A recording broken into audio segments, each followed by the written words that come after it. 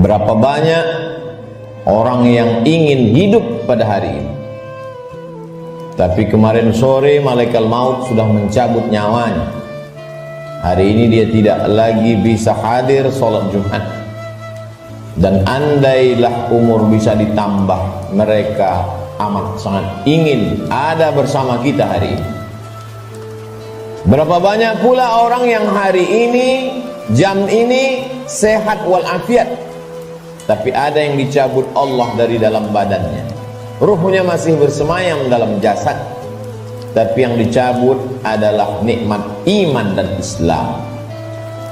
Tak ada lagi rasa takutnya kepada Allah, sehingga meninggalkan sholat Jumat ringan saja, seperti meninggalkan sandal di tepi jalan. Tak ada sedikit pun khawatirnya terkena azab kubur, tak ada takutnya pada azab neraka. Laknat yang paling mengerikan bukan miskin, laknat yang paling menakutkan bukan sakit. Laknat adalah ketika tak ada rasa takut dalam hati. Maka ketika masih ada rasa cemas, rasa takut, bersyukurlah, berarti masih ada benih-benih iman dan Islam yang dipupuk, disiram dengan mendengarkan ceramah, tausiah, pengajian, khutbah, dan dia akan berbuah ketika dilaksanakan dalam bentuk amal saleh. Semakin zaman ini hebat, semakin canggih, maka rumah sakit semakin banyak, dokter-dokter spesialis lulusan luar negeri bertebaran seperti bintang di tengah langit. Tapi apakah umur manusia makin panjang? Tidak. Apakah penyakit makin hilang? Tidak. Dulu zaman datuk nenek kita, mereka umur 70 tahun, masih tajam parang panjangnya untuk pergi ke sawah, ke hutan. Hari ini umur 40 tahun, pergi ke rumah sakit, terkena diabetes, terkena asam urat. Terlalu banyak daftar nama penyakit untuk disebutkan. Artinya apa? Kecanggihan teknologi tidak bisa menambah umur manusia. Kehebatan manusia dalam bidang multimedia telekomunikasi memang mempercepat hubungan, memang mempererat persaudaraan, tapi juga mempercepat kematian. Oleh sebab itu hidup manusia semakin singkat, hidup manusia semakin tidak bermakna. Cobalah kita renungkan berapa banyak saudara yang sebaya, yang seusia, satu sekolah, tetangga, kawan akrab, lebih muda dari kita, lebih sehat dari kita, lebih ganteng dari kita, tapi ternyata mereka tidak lagi bersama dengan kita. Lalu apa yang perlu kita siapkan? Yang kita siapkan adalah bahwa ketika ruh keluar dari jasad, tidaklah seperti tetesan embun yang jatuh dari daun yang basah. Ketika ruh keluar dari jasad, tidaklah seperti air liur yang keluar dari mulut tak terasa. Ketika ruh keluar dari jasad, Nabi SAW bertanya kepada orang-orang yang ruhnya sudah keluar dari jasad ketika beliau Isra dan Mi'raj, bagaimana yang kalian rasakan wahai mayat, wahai ruh yang pernah bersemayam dalam jasad lalu kemudian keluar dari jasad? Mereka menjawab, seperti kambing yang dikuliti hidup-hidup. Mereka menjawab, seperti tebasan pedang di tempat yang sama diulang beratus kali. Mereka menjawab, seperti mata kail pancing ditarik dari kulit yang basah, tercabut urat-urat dan dagingnya ikut ke mata kail pancing. Begitulah sakitnya. Lalu yang perlu kita siapkan, apa yang bisa meringankan sakaratul maut itu? Di antara yang bisa meringankan sakaratul maut adalah shadaqatus sirri tadfa'u mitatasu, sedekah menghilangkan mati su'ul khatimah. Selama ini kita diajarkan berdoa, Allahumma hawwin alaina fi sakaratil maut, ringankan kami waktu sakaratul maut ya Allah. Baik, doa bagus. Habis selesai salat meminta kepada Allah, Allahumma hawwin alaina fi sakaratil maut, indah, cantik. Tapi ada yang lebih bagus lagi untuk supaya kita ringan waktu sakaratul maut, yaitu dengan cara bersedekah. Yang mewakafkan tanah masjid ini, yang mewakafkan semen, yang mewakafkan batu, kosen, jendela, tak tahu kita siapa namanya, tapi dengan sedekahnya itu dia sudah memperingan sakaratul maut. Sampai hari ini orang yang mati itu tidak pernah hidup lagi untuk bercerita kepada kita. Mimpi pun tak dapat kita pesan. Bolak-balik kita minta untuk bermimpi dengan datuk, ayah, emak, tak dapat berjumpa dengan mereka. Andai pun berjumpa dalam mimpi, tak pula dapat kita membuat pertanyaan-pertanyaan yang sudah kita sediakan sebelum tidur. Satu-satunya cara hanya dengan menyebut, membaca, mengingat hadis-hadis Nabi Muhammad sallallahu alaihi wasallam. Dan itu adalah iman. Hari ini orang sedang krisis dengan iman. Dia tidak lagi percaya. Mana itu alam akhirat? Mana itu alam barzah? Mana itu roh? Aku tidak percaya kepada yang tak nampak. Aku tidak percaya kepada yang tidak terlihat. Yang aku percaya hanya yang bisa aku pegang dengan tangan, yang bisa aku rasa dengan lidah, yang aku tatap dengan mata, yang aku dengar dengan telinga.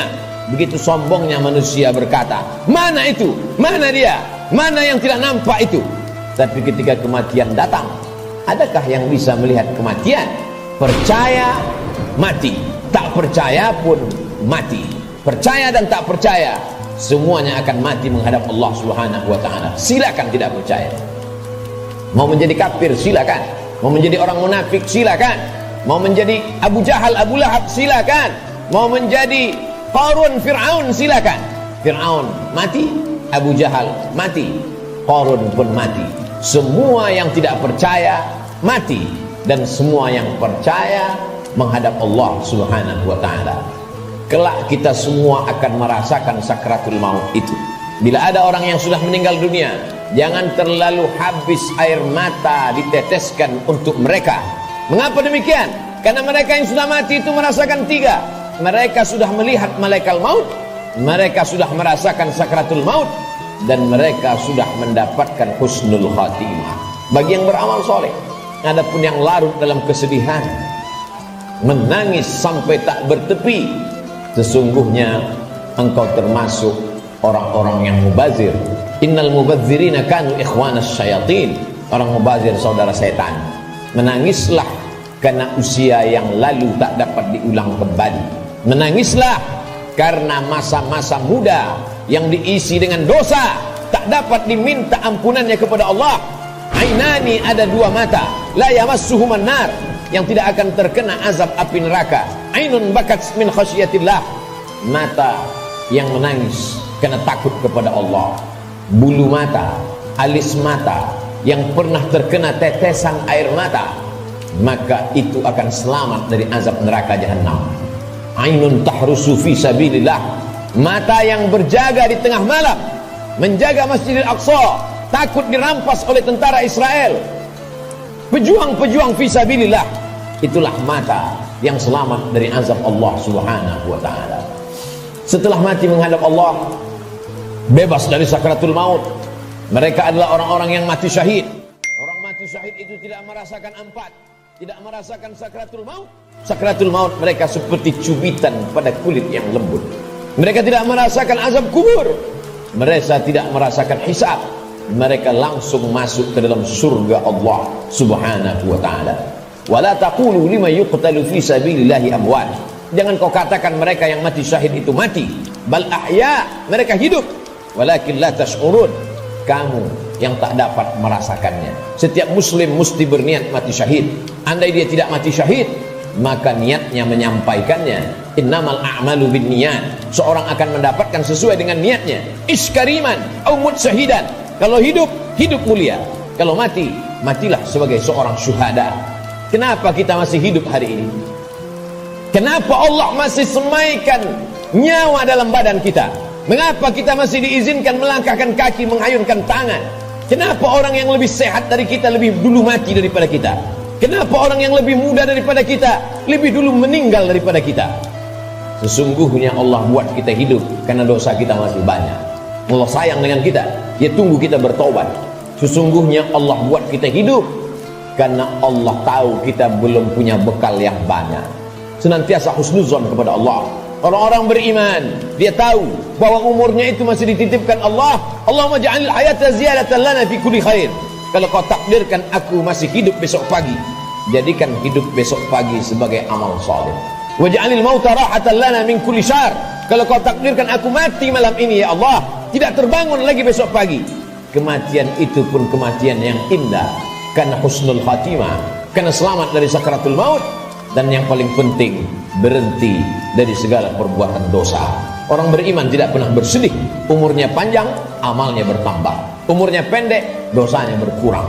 Orang beriman tidak pernah berduka cita. Kenapa? Karena dia ridha menerima ketetapan Allah subhanahu wa ta'ala. Lewat dari sakaratul maut, selesaikah kehidupan? Belum. Keliru orang yang berkata, mari kita hantar jenazah ini ke tempat peristirahatan yang terakhir. Istirahat kata siapa?